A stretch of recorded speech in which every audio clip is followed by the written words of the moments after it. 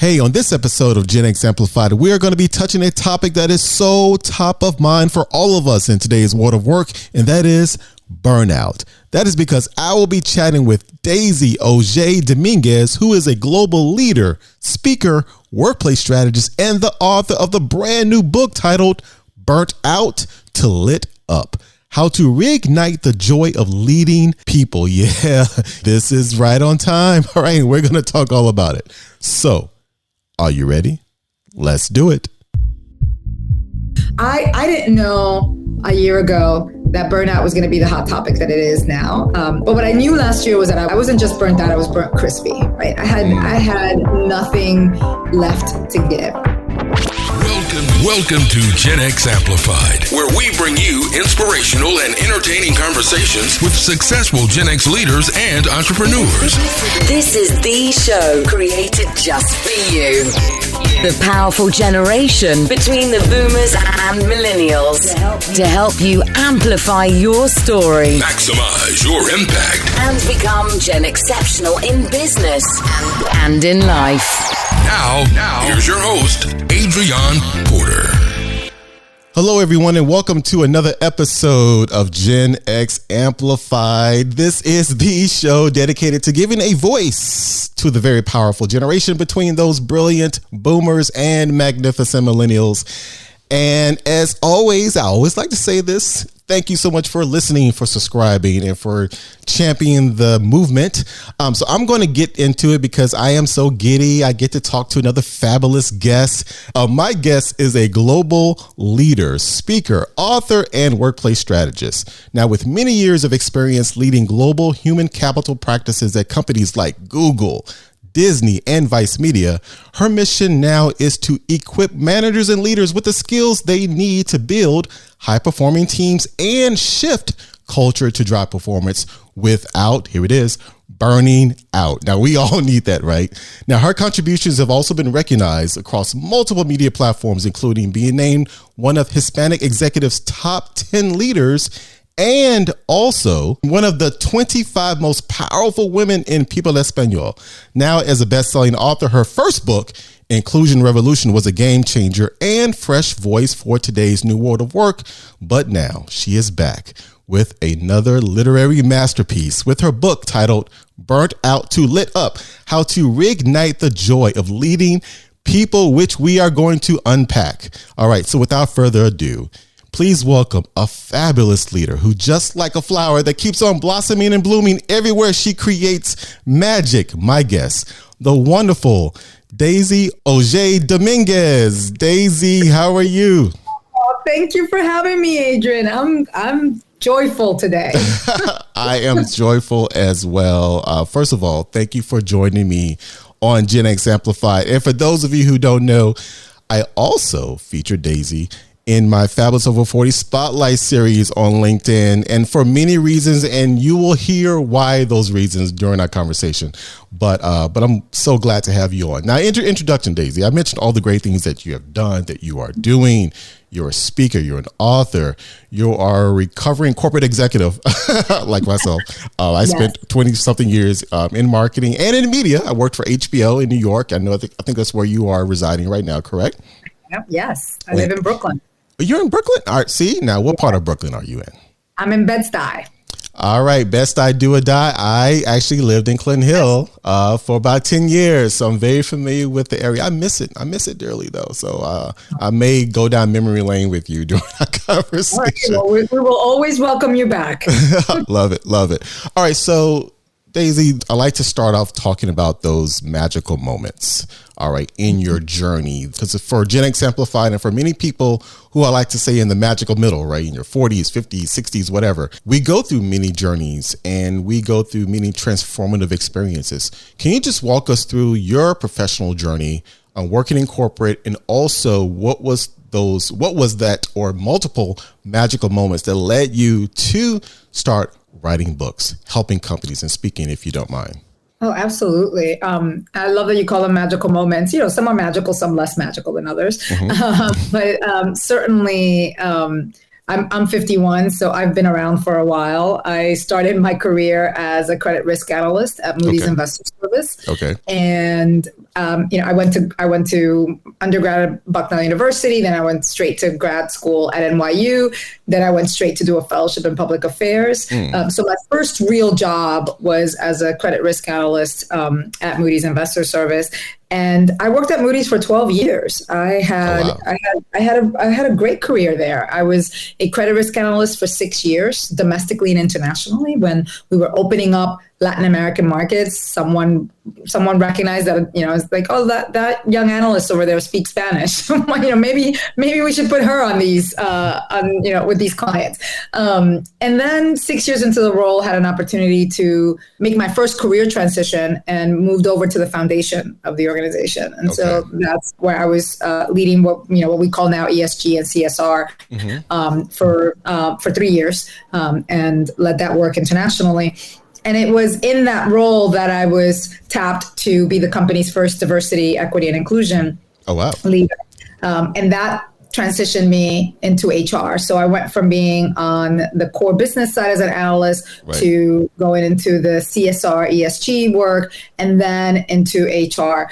So my trajectory wasn't very linear and wasn't linear at all. But I will say that over the course of that career, right, the moments, as you say, there were the promotional and career shifting moments that I just mentioned. And then there were the moments that were very much about identity formation as a professional, right? And that tied to my own identity as a woman of color, being usually the only woman, the only person of color, the only Latina, the only Dominican, right? In New York City, you're rarely the only Latino, but as you start moving up in executive ranks, the numbers do become slimmer, unfortunately. So it was moments of questioning my place in these corporate organizations, but also watching really talented colleagues of color and women quietly sidelined and marginalized. It was a series of those moments that led me to do the work that I do now, because I have lived it, right? The moments where you look around and you're like, where's such and such? Why is he or she not here anymore? And then sort of the gossip that goes behind it. And is it real? Were they pushed out? Were they ever given an opportunity to succeed?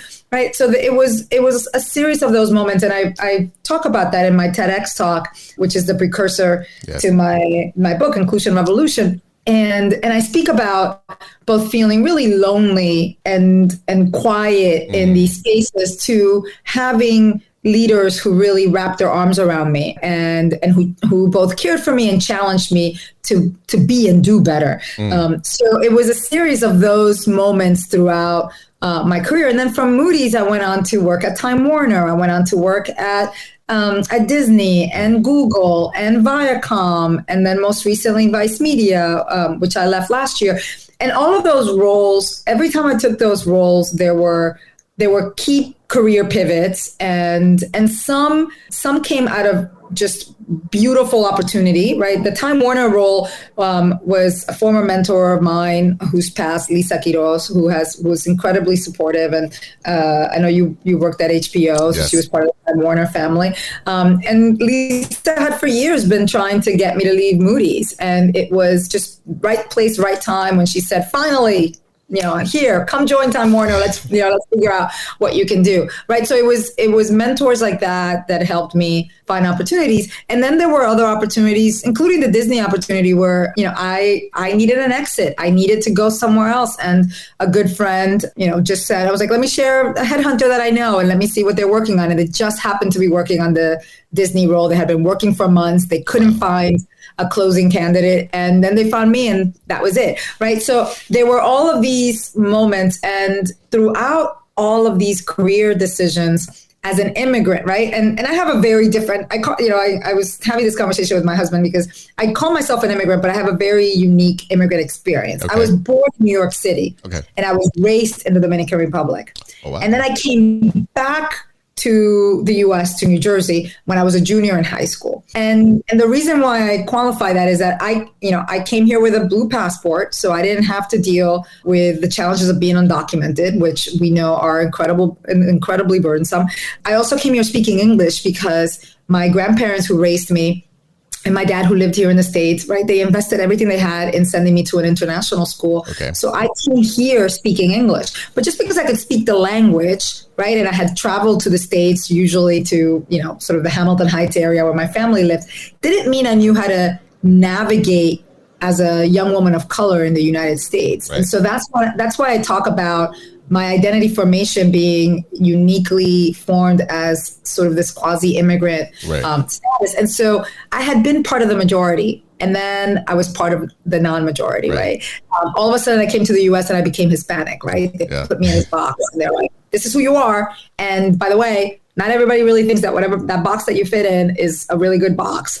So good luck to you. Wow. So it was the moving to the States. It was every one of those career decisions that I made, feeling the weight of my family and my culture as I was making these decisions, and then also very selfishly wanting to do well and going from really powerful brand to more powerful brand.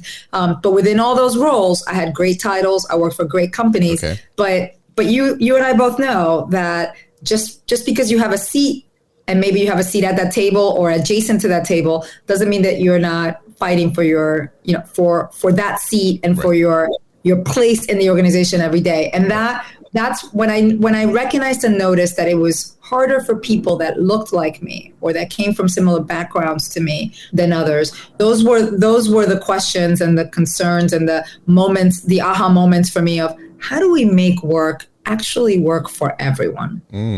Well, thank you, Daisy, for going through those magical moments and those meaningful moments actually as well, because every journey is a lesson learned. And it was interesting. You talked about working in corporate, working in media, and you mentioned your Latina journey. Yes. You mentioned HBO. I worked at HBO for a few years, 5 years, and I actually got a chance to work with some phenomenal Latina women as well.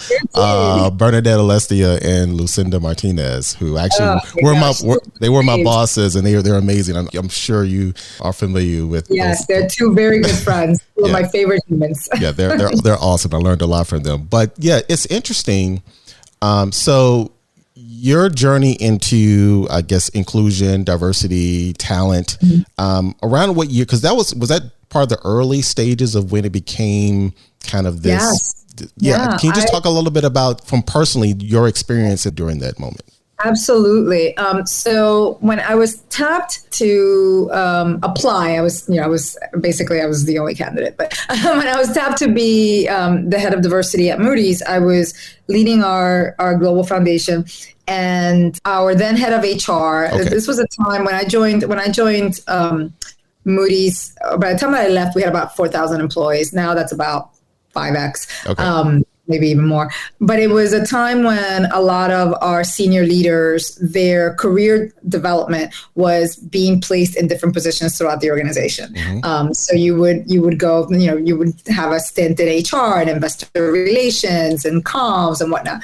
And the then head of HR was a senior credit analyst that I had worked with. Okay. And he approached me and said, would you be interested in this role? And I didn't know that diversity, equity, and inclusion was even a function. This was in 2007. Oh, yeah. So it had been around, so let's be clear, it had been around since the 70s and 80s, right? But it was, initially it was affirmative action. And then in the early stages of, in the 90s, the war on talent became an issue, right? So, those were the early ebbs and flows of the D&I space. Right. But in 2007 was when organizations, most of the diversity efforts and at least also in the finance space, which is where I sat, was mostly about recruiting. Okay. And that's how people looked at it. And so I first said no. And because I was just like, I want to stay in philanthropy. I love this. I love this space. And our CFO at the time, who's a woman, I'll never forget, she came to my office, and she didn't go into my office because she just didn't do that, right? So she stayed kind of like at the door, the open door. And she looked at me and said, so I hear you said no to this job. And I'm looking at her. I was like, I had presented at meetings with her. I would present to the foundation board all the time, but I didn't have a relationship with her. Right. And so I was like, what is she doing here? And she looked at me, she said, I put your name in the hat for that role. And I was like, what is this hat she's speaking of? Like, what is happening here? I've seen you. You're the one that answers all the questions in the foundation meetings. You have a good handle on this business. You have a good reputation in the organization. When I put someone's name in the hat, you don't say no. And I was terrified. And she just looked at me. She's like, why would you not accept this role? And those moments where you're not as measured and you just say the things that are in your heart. And I was like, I'm afraid. I've never done this work. What, I don't know if I'm going to be successful in this. I love what I'm doing now. And at that point, mind you, I had been in the company for 9 years. So I had built really good equity in the organization. People knew me. I'd grown up there. And she offered me something that is what a true sponsor offers. She said, if you ever have any trouble, come to me. And she meant it. And she was someone that I went to for support during my tenure as a D&I leader there. And so that's what I needed. I called the head of HR and said, okay, I'll be, grateful to accept it. It was a promotion. It was more money. It was all those things. But it was what I didn't know. It was the shift in my career that would change everything for me.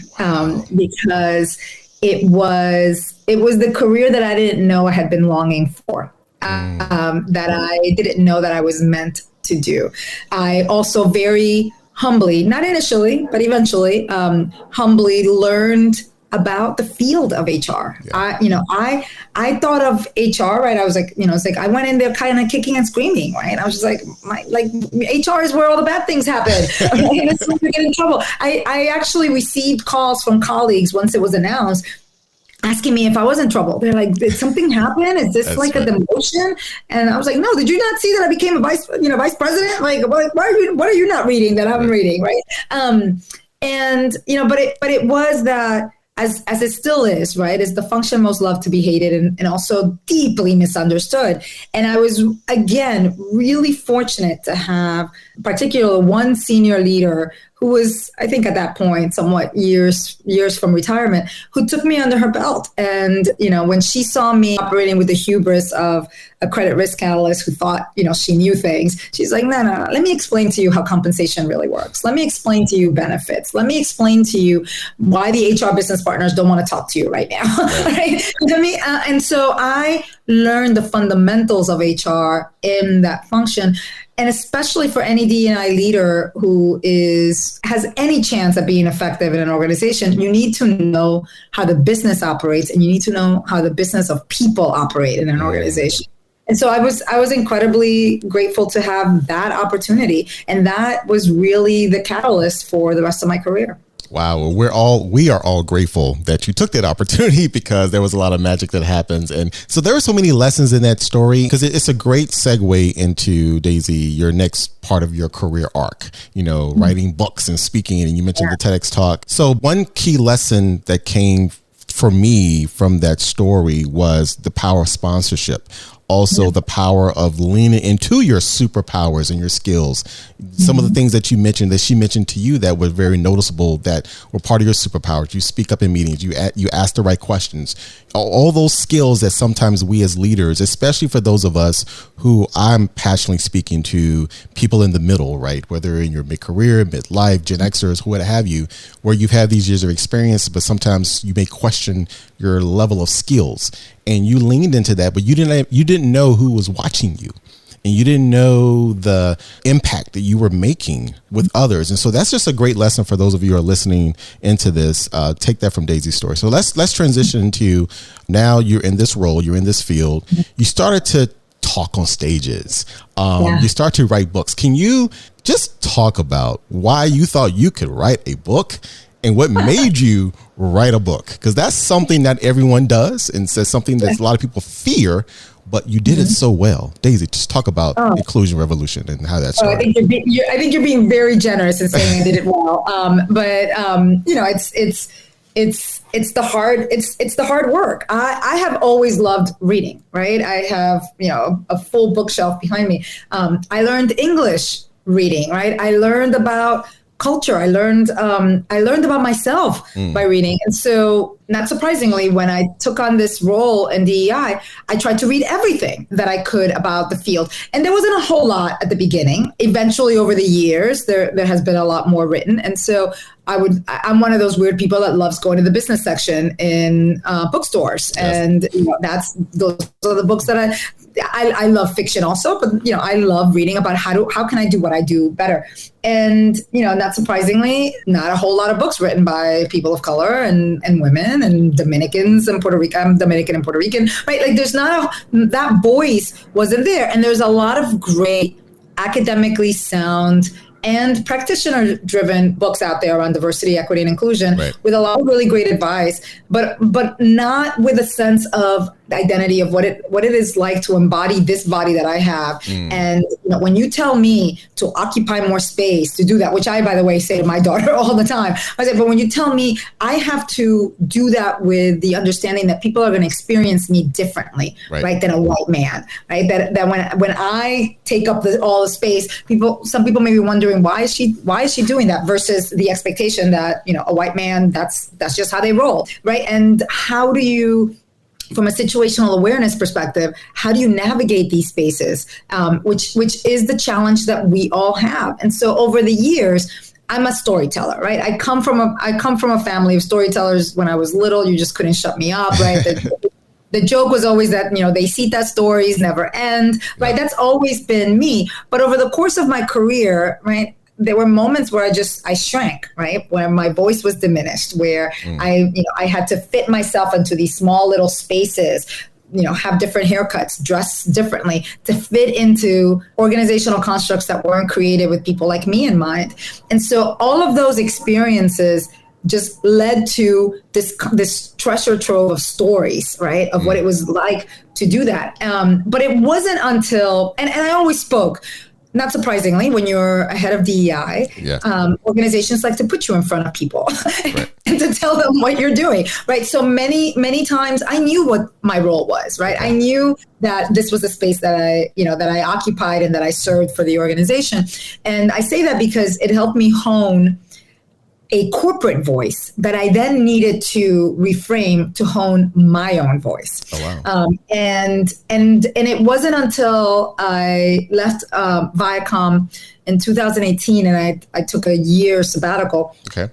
I was trying to decide what I wanted to do, and I started writing. That was when the idea of writing a book came about. But to your point around, the courage, I was like, I didn't have the courage. I didn't think I had anything for people to really be invested in and interested in reading. Okay. So I just started doing what I saw a lot of people doing, right? I started posting on LinkedIn. I started doing the little pieces here and there, reflections, and they were like nicely received, not like mega interest, but nicely received. Mm-hmm. And then when it was time for me to go back to the workforce, and I credit Dr. Anita Hill, who I had been doing some volunteer work with, Anita was the one who told me, just go out and consult. I remember sitting down with her, and at that point, I had decided that I did not want to pursue the Chief Diversity Officer role anymore. Okay. Just something that I had been pursuing for a long time. I was like, I actually want to be a Chief People Officer. That was that year of reflection led me to realize I have been influencing all these pieces in the people journey, right? And I want to do them holistically, and I want to do them as a different experiment, not solely from the lens of DEI, but from the lens of running the full function and integrating DEI in everything that we do. So that year was where all of this passion permeated. And of course, I would tell headhunters, and they, a lot of headhunters who were good friends would say, oh, that's cute, Daisy, but you've never done it, right? Because we're pattern makers. This is how organizations hire. You can do it if you've done it before. And I was like, well, none of the jobs I've ever done, I had done before, and I figured them out. Right. So I will sit tight and wait till the right opportunity comes along. And in the meantime, I have to work. And Dr. Hill was like, well, why don't you consult? Why don't you consult for us? She's running the Hollywood Commission to eliminate sexual harassment and advance diversity and inclusion. And so I started consulting for her. And then I started thinking, well, what do consultants do, right? In order to be a credible consultant, you kind of have to have an actual, asset that you are telling. So I was like, so that's when I started thinking, I was like, well, I should write a book. But before that, I was like, I should probably do public speaking. And so I did training. I went to training. Wow. I did a weekend. And I remember it was my first time that I had to do a 10-minute speech memorized. And I was like horrified. Wow. I was so nervous. I was like, wait, what? I don't have my talking points? You don't, I can't have paper in front of me. That's how it's always been. Then she's like, nope. My wonderful speaking coach was like, no, you can do this. And I remember being so terrified. And now I speak for hours with, just extemporaneously, right? But I had to build that muscle. And I say that because for many of us, it can look like what I do now is like, oh my gosh, that's like impossible. I'll never be able to do it. I was like, it's all stepping stones, yes. Right? I went to training so that I can become a better public speaker. And then I just talked a lot, right? And, and I would go and talk and hone that skill. I was writing. And then when I finally decided I'm ready to write a book, I started asking all my friends who were authors, so how'd you do it? Yeah. Right? And some of them were far higher profile than I, so I was never going to get, access to their agents and whatnot. But others were like, well, I know these really great agents. Why don't you talk to them? And eventually I met my agent, Johanna Castillo, who's fantastic. Awesome. And Johanna has been in the space for a long time. She mostly works with fiction. She doesn't do nonfiction, but she saw something in me. And I'm deeply, deeply grateful for her. And so I met her, and then she taught me about writing a book proposal. And then I engaged with an editor who helped me write the proposal, and then who eventually helped me write the book, right? So it was finding all of these resources and support, which are mostly women and mostly women of color, who helped me along the way. And so I wrote my book also the same year that I took on my first job at Vice as a chief people officer.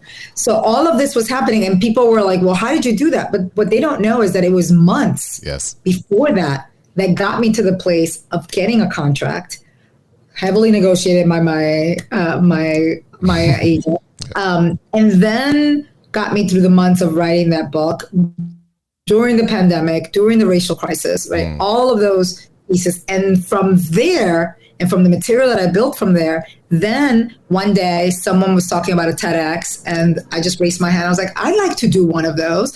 And a good friend of mine, Susan McPherson, who's the ultimate connector, was like, well, someone's looking for a TEDx speaker that can focus on DEI. I'm like, well, I can do that. Yes. And that's how I delivered my first TEDx in the summer of 2020. So many things happened, right in the middle of the pandemic. So many things happened right around that time, but it was years in the making. And I want to be clear on that point, because it always feels like, oh my gosh, you're doing all the things and it's all great. It was years of practice. It was years of building my knowledge base. It was years of building relationships, and finding the right entry points that led me to deliver my TEDx speech, write and publish my first book, Inclusion Revolution. And I wrote Inclusion Revolution out of a fervent belief that organizational health and vibrancy and growth, they can only exist when diversity, equity, and inclusion bloom, right? Yes. Like that, they go hand in hand. That is critical. And I wrote my second book that's coming out on September 18th now, Burnt Out to Lit Up, because as a practitioner of this work, I know that this work can be depleting and exhausting. And the world needs all of us to be healthy and our best to be able to fight the good fight, right? Because as our Democratic presidential nominee says, when we fight, we win, right? Well, but in order to be in the fight, we have to be healthy. Yes. We have to be our best, because when we thrive, those around us thrive. When we thrive, our communities thrive, our teams thrive, our families thrive. And so that's what inspired me to write the second book, because once you've written one, then you're like, okay, I know how to do this. Oh, wow. Yeah. Well, so we're about to get into this book. So again, I love these conversations because I always like to pull out the lessons. That's why I have you on, because there's so many lessons. I talk a lot about, in my framework, I have a framework called the Mastery Map, which codifies these 3 proven pillars of transformation, right? Mindset, meaning, and then milestones. And with milestones, I always talk about break down your macro goals into micro milestones. And there were so many micro milestones in your journey that you amplified so eloquently, whether it's, okay, I want to write a book or I need to write a book. Okay, I need to reach out and do a proposal or get an agent. I want to do speaking. Well, I need to do training. Like, you broke those milestones down, and every time you achieve a micro milestone, it's a source of motivation for you. And then you end up being a wonderful best-selling author. And now you birthed your second book, baby, Burnt Out to Lit Up. So I have to say, now I wrote an article for my LinkedIn newsletter, Mid-Career Mastery newsletter, why Gen X women experience burnout and what companies should do about it. And I'm like, I cannot publish this article without focusing on this book and this person. And I included you to feature you in the book because let's talk about burnout. And you mentioned the pandemic. And I think the subject of burnout has become more of a topic of conversation. It's always been, but I think with the pandemic and with more focus on the world of work and the different dynamics, it is a serious issue. So can you just talk about the premise of the book, the why of the book? And you've already started to do that. Thank you so much for that. And why it is so needed in today's world, and especially for this audience, because burnout is happening across all generations, all age groups, all dimensions of difference. And in the article I mentioned, if you are a woman of color and you're over 40, you're stressed. So just talk about the book, the premise, and why it is so needed today. Goodness. And, to your point, a year ago, right? Because, you're selling a book years sometimes that is true. After having written it and birthed it, if you will. I didn't know a year ago that burnout was going to be the hot topic that it is now. I'm grateful that I can help contribute to this conversation. But what I knew last year was that I wasn't just burnt out, I was burnt crispy, right? I had nothing left to give. I had led a global team through, like many of us did, through what seemed like an endless pandemic. I managed folks in parts of the world that I actually had never even been to. And, while trying to figure out how do we return folks, to be safe and healthy, right. While also ensuring healthy performance in organizations and reducing interpersonal tensions and caring for humans, right? All of that nonstop, right? Which is what we're all talking about now when it comes to burnout, right? It was just all of that nonstop physical, emotional, and spiritual work. It just eventually wore me out, and it wore me out in moments and spaces that I wasn't even aware of. I say this often, burnout is a tricky little monster, right? You don't see it. And those of us, and Kate Donovan, who's the host of Fried, the Burnout podcast, she was one of my first interviews. And I remember asking her, how do we avoid burnout? And she said, the tricky thing is that people like you and I, overachievers, high performers, like we are the worst at avoiding burnout because we see it. We get the signals, right? We get the physical, the emotional, but we just kind of put it to the side. I was like, not today, right? Let me answer those next 10 emails, right? Let me go solve that problem. Let me do this. I was like, and this weekend I'll rest. This weekend, right? But what happens is that we develop this burnout debt, right? And it's just like over and over again. I was like, and we never pay it. We never refill our buckets until, for some of us like me, until it is so physically depleting that your body just starts giving up on you, right? Wow. I had what was also diagnosed as long COVID, right? I had constant bronchial problems. I had skin issues. I had bloating. I had, just sort of constant low energy to the point of feeling, I wasn't clinically depressed, but I was just always down. And which makes you not sharp and being the best leader that you can be, which makes you not the most balanced in making decisions about your everyday decisions. So it was that burnout story. And when I was thinking about what I was going to write, and I was kind of stuck in I write about DEI in workplaces. I write about leadership. Right. That's what I write. But I realized I was like, I don't want to write about the standard stuff that I write about. I want to write about what does it look like to see your people from one side to the next, because that's what leadership is, right? We bridge people to what is next. How do you move folks forward? how do you inspire others while you inspire yourself, right? How do you revitalize the work of others while you also revitalize yourself, right? And it was over the course of even writing this book, which was a very healing experience for me, that I recognized and realized that you've got to be right within, right? Thank you, Lauryn Hill. You have to be right within to help others be right. And you have to prioritize yourself, right? The oxygen mask, right? All of these images and phrases that we're well aware of, but we know them here in our heads, right? We know them intellectually, but we don't really embody them. And I wanted to write about how do we embody leadership in the modern day work space, which is modern day work is really messy. It's mind bending. Mm-hmm. It will suck everything out of you if you let it. But we can still be effective. We can still be efficient. We can still be highly productive and not burn ourselves to a crisp. And so that's what inspired me to write the book. Burnt Out to Lit Up is, I call it a no-nonsense love letter for managers. No nonsense. Right? Oh, I love that. it goes beyond addressing workplace burnout, and it's meant to serve as a roadmap for cultivating healthier, more productive workplaces. Okay. It's about revitalizing modern people management and steering a fresh course for organizations through intentional, compassionate, and pragmatically courageous leadership. I want to be really clear that, it's like being courageous sounds really sweet and cute, right? But when you're pragmatically courageous is when you're thoughtful and strategic about how your courage shows up. Wow. And that is so critical to be a thoughtful leader and a leader that manages well in this day and age. And Burnt Out to Lit Up is born from the recognition that effectively running businesses, leading high-performing teams, and reshaping outdated systems require moments of pause, reflection, recharging, and resetting, not just for ourselves, but for those we lead and those we serve, because we need to be our best to expect the best from others. Wow. Thank you so much. And anytime someone can quote a Lauryn Hill lyric, it's all, doo-wop that thing.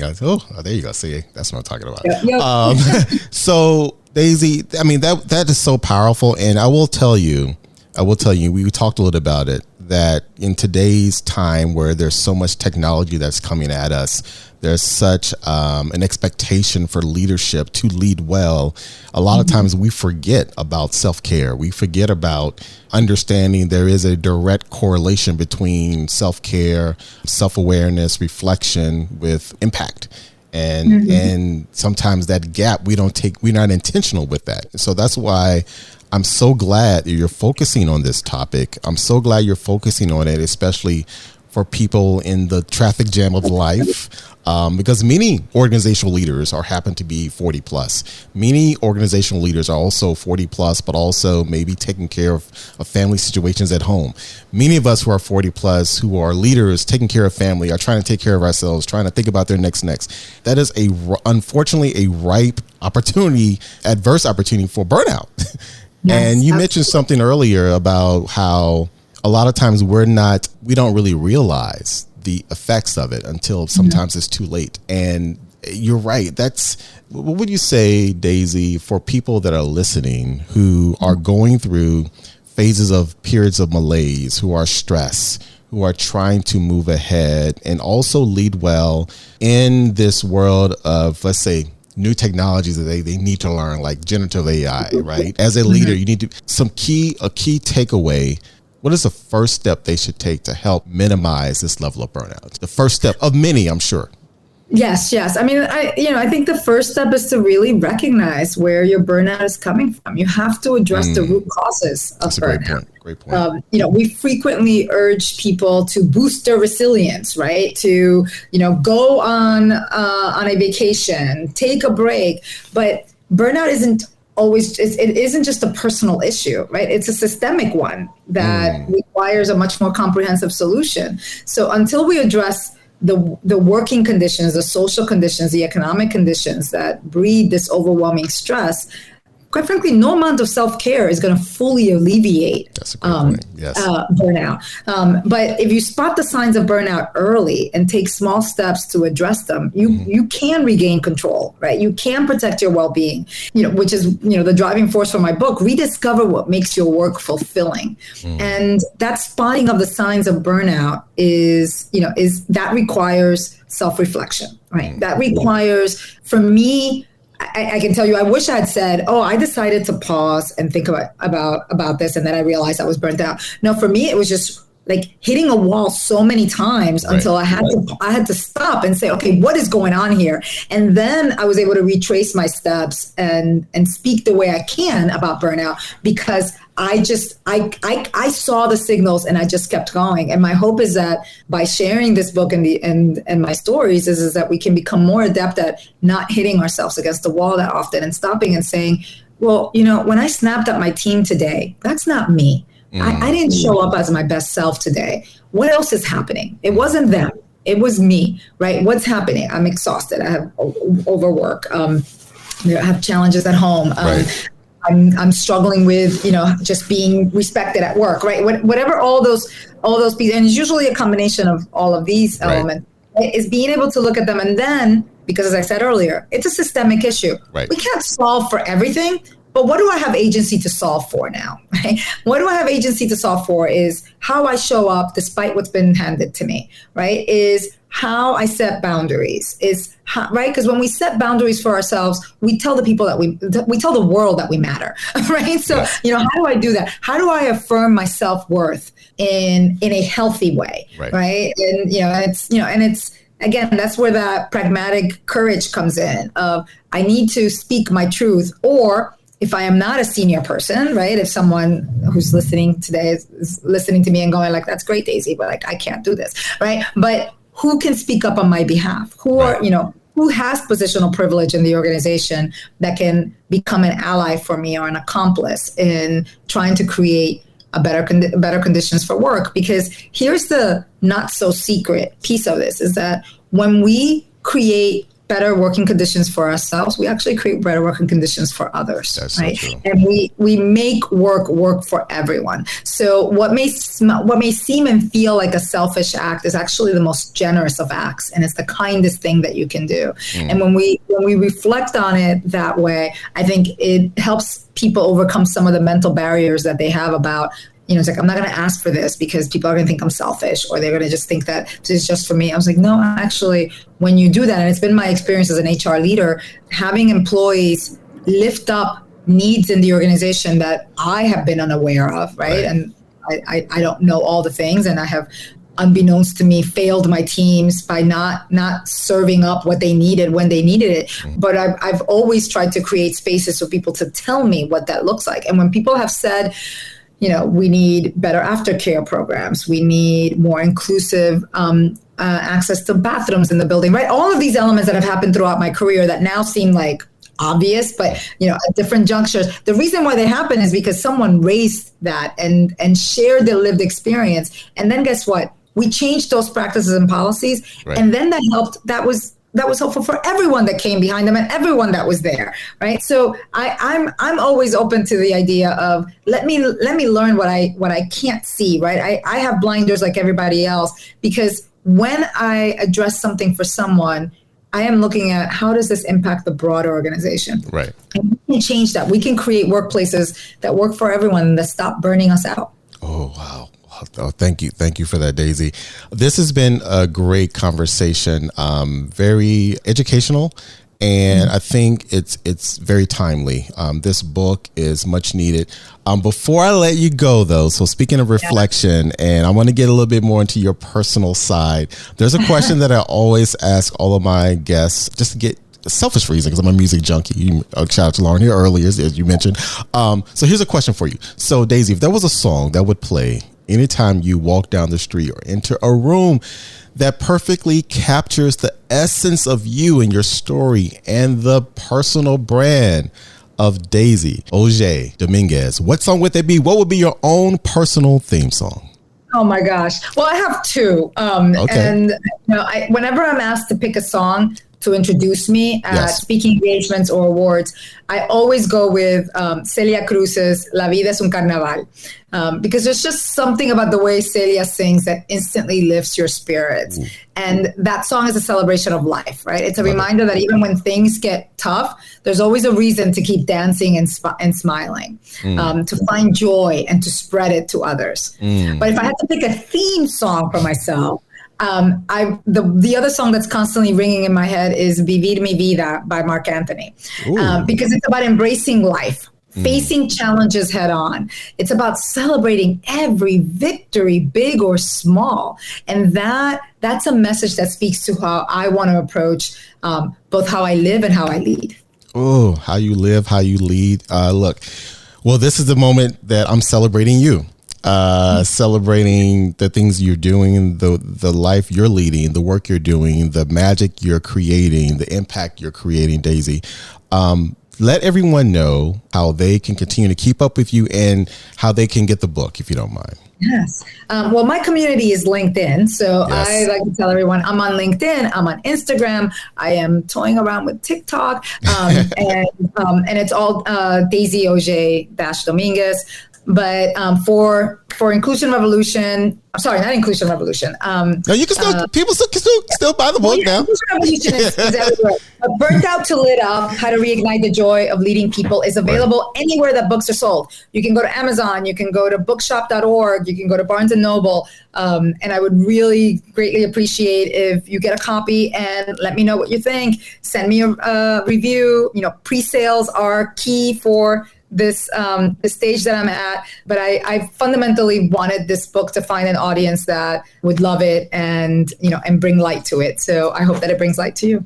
Oh, it will bring light. It will. I assure you, everyone, if you're listening, not if you're listening, as you're listening, please get this book. It is amazing. Daisy, you are amazing. And I will continue to follow you, to follow the light that you continue to shine. Yes, definitely follow her on LinkedIn. She's very prominent on LinkedIn. She's a top voice and she's really creating work that creates impact. And the book, I predict this book will be a perennial seller, not just a big seller in the first week, but a book that people can continue to buy years and years later, because the issue, obviously, of burnout, hopefully it will go away. But this is something that if people will continue to deal with, and I'm sure this book will be the go-to book to help remedy that issue. So, Daisy, thank you so much for spending time with me and our Gen X Amplified community. Oh my gosh, Adrian, thank you for inviting me, and thank you for leading this important work. I really appreciate the community and the conversations that you're leading. Thank you so much. Okay, that was fun. That was so much fun. Thank you so much, Daisy, for joining me for this exceptional conversation about your journey, about everything that you're doing, and especially about this latest and greatest book, Burnt Out to Lit Up, How to Reignite the Joy of Leading People. And as I mentioned before, this is such a timely book and a timely read that all of us at any age or stage should definitely go out and purchase, because burnout is an unfortunate experience that many of us go through, especially in today's world of work and particularly since the pandemic. But definitely get the book. And for all of you workplace leaders, this is without a doubt a roadmap for better leadership. So again, thank you so much for joining me for another episode of Gen X Amplified. And as always, please, if you have enjoyed this conversation and have enjoyed the episodes, please give us a rating and a good review, a great review, I should say, so we can reach more people with the content and the inspirational and Gen Exceptional conversations with these great leaders. Again, thank you so much. And don't forget to also go to adrianporter.com for many other episodes and everything that we're doing with mid-career mastery and this movement. Gen X Amplified, the podcast dedicated to you, the powerful generation between those brilliant boomers and magnificent millennials. Until next time, take care.